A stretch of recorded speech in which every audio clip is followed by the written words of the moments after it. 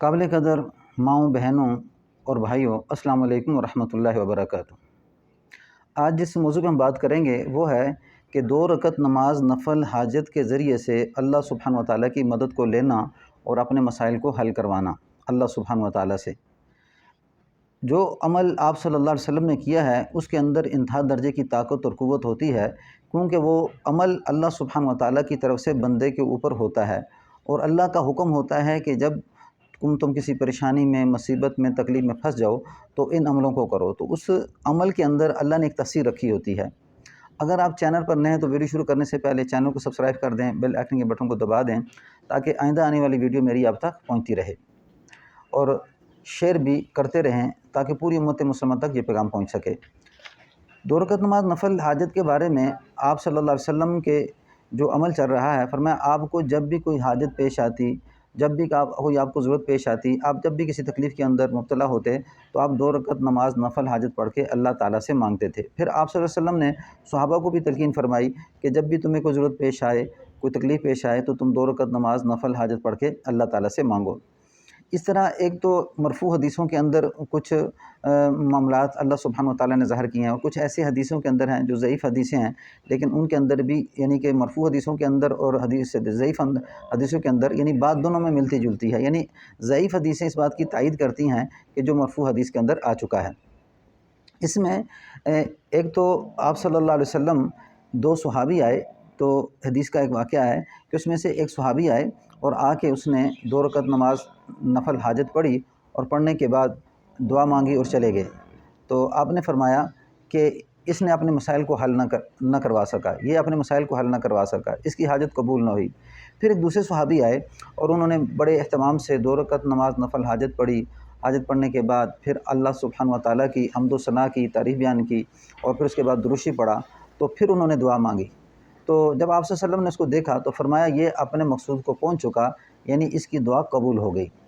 अब एक तो यहाँ पे ये समझ में आता है कि जब आपने 2 रकत नमाज नफल हाजत पढ़ के दुआ मांगनी है तो तरीका क्या है। उसमें तरीका यह है कि आप जब भी 2 रकत नमाज नफल हाजत पढ़ें, एक तो इसकी दुआ है 2 रकत नमाज नफल हाजत के बाद कि ला इलाहा इल्लल्लाहुल हलीमुल करीम सुब्हानल्लाह रब्बिल अर्शिल अज़ीम अल्हम्दुलिल्लाह रब्बिल आलमीन अस्सलुका मुजिबाति रहमतिक व अज़ाइम मग़फ़िरतिक वल गनीमत मिन कुल्लि बिर वस्सलामत मिन कुल्लि इस्म ला तदाली ज़ंबन इल्ला गफ़रत या अरहमर राहिमीन वला हम्मन इल्ला फ़र्रजता वला हाजतन हिया लका रिज़न इल्ला क़ज़ैतहा या अरहमर राहिमीन। एक तो ये दुआ है कि इस दुआ को क्या करे कि जब 2 रकत नमाज नफल हाजत पढ़े तो दुआ को पढ़े, लेकिन दुआ पढ़ने से पहले आपने थोड़ी सी अल्लाह सुब्हान व तआला की तारीफ़ बयान करनी है।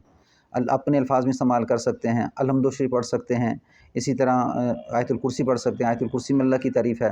यानी अपने अल्फाज में भी आप बयान कर सकते हैं। तारीफ़ बयान की और तारीफ़ बयान करने के बाद आपने ये दुआ पढ़नी है और दुआ पढ़ने के बाद आपने आप सल्लल्लाहु अलैहि वसल्लम पे दुरूद शरीफ पढ़ना है। तो जब आप ये 3 काम करेंगे तो 3 काम करने के बाद अल्हम्दुलिल्लाह कवी उम्मीद है कि आपकी दुआ कबूल हो जाएगी।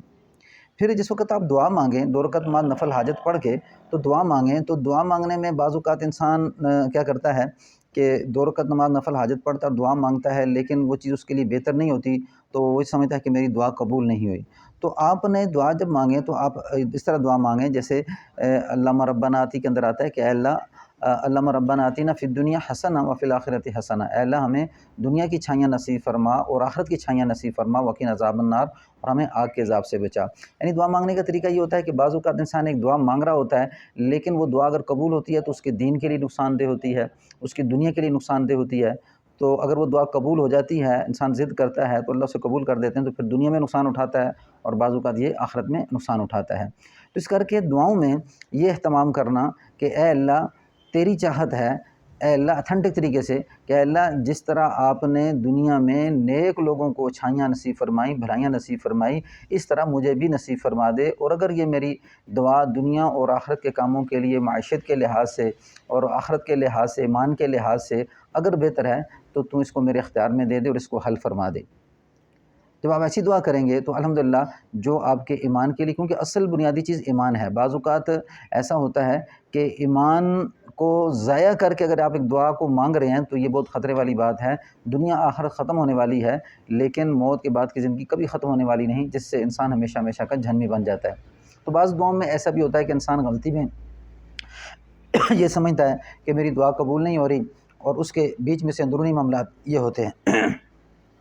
تو اس کر کے جب بھی آپ دعا مانگیں تو دعا مانگنے میں کہ اے اللہ میری دنیا اور آخرت کے کاموں میں اگر یہ میری دعا اللہ تیرے نزدیک بہتر ہے تو اے اللہ اس کو تو قبول کر دے۔ تو اس طرح دعا مانگیں گے تو الحمدللہ آپ کی جو دعا بھی ہوگی اللہ سبحانہ و تعالیٰ اسے قبول فرما دیں گے، کیونکہ دنیا کی آزمائش کی جگہ ہے۔ بعض اوقات انسان جب دعا قبول نہیں ہوتی تو یہ تھوڑا سا کہتا ہے کہ میری دعا قبول نہیں ہوئی، لیکن اللہ کی بڑی حکمتیں ہوتی ہیں اور اللہ سبحانہ و تعالیٰ بڑی حکمت کے ساتھ فیصلے کرتا ہے۔ تو یہ 2 رکعت نماز نفل حاجت پڑھ کے آپ اللہ سے دعا مانگیں، الحمدللہ یقین کے ساتھ دعا مانگیں، اللہ ضرور دعاؤں کو قبول کرتے ہیں، کیونکہ اللہ نے فرمایا کہ 2 رکعت نماز نفل حاجت پڑھنے سے جو عمل ہوتا ہے، جو اللہ اس کام کو وجود دیتے ہیں، وہ کوئی دوسرا ایسا عمل نہیں ہے جو اس سے وجود دیتے ہیں، کیونکہ یہ ڈائریکٹ اس خالق کائنات کی طرف توجہ کر رہا ہے جس نے زمین، آسمان، سورج، چاند، ستارے بنائے ہیں، اور سب سے بڑی طاقت اسی کی ہے۔ اور میں دنیا کے اندر جتنی بھی طاقتیں ہیں، دنیا کے اندر یعنی کہ ظاہری طور پہ اسباب ہیں، اور اسی طرح کوئی ظاہری طور پہ اسباب کے ساتھ انسان کی پیسوں کے ساتھ مدد ہوتی ہے، خاندان کے ساتھ، انسانوں کے ساتھ، تو اللہ نے یہ ساری مددوں کو کیا فرمایا، یا ایھا الناس ضرب مثل فاستمعوا لہ، کہ اے انسانوں، اے لوگوں میں آپ کے سامنے ایک مثال بیان کرتا ہوں، ان الذین تدعون من دون اللہ لن یخلقوا ذبابا ولا اجتمعوا لہ، بے شک یہ لوگ اللہ کے ساتھ جس کو پکارتے ہیں وہ ایک مکھی بھی نہیں بنا سکتے۔ یہ مکھی کیا بنائیں گے؟ وَإِن يَسْلُبْهُمُ الذُّبَابُ شَيْئًا لَّا يَسْتَنقِذُوهُ مِنْهُ، اگر ان کے ہاتھ سے کوئی مکھی ایک دانہ لے کے بھاگ جائے تو وہ سارے مل کے اس کو اس سے وہ دانہ نہیں چھین سکتے۔ ضعف الطالب والمطلوب، یہ مانگنے والا بھی کمزور، جس سے مانگا جا رہا ہے اس سے بھی کمزور۔ تو مانگنا صرف اللہ سے ہے، اور وہ 2 رکعت نماز جب آپ پڑھ کے کوشش کریں کہ ہر روز کسی نماز کے ساتھ 2 رکعت نماز نفل حاجت پڑھ کے مانگتے رہیں، اور مسلسل مانگتے رہیں، یعنی ایک دن اگر چھوٹ بھی جاتا ہے کوئی مسئلہ نہیں، لیکن کوشش کریں روزانہ ایسا ہو، تو انشاءاللہ آپ جلدی دیکھیں گے کہ آپ کی دعائیں قبول ہونا شروع ہو جائیں گی جس کام کے لیے آپ مانگ رہے ہوں گے۔ السلام علیکم ورحمۃ اللہ وبرکاتہ۔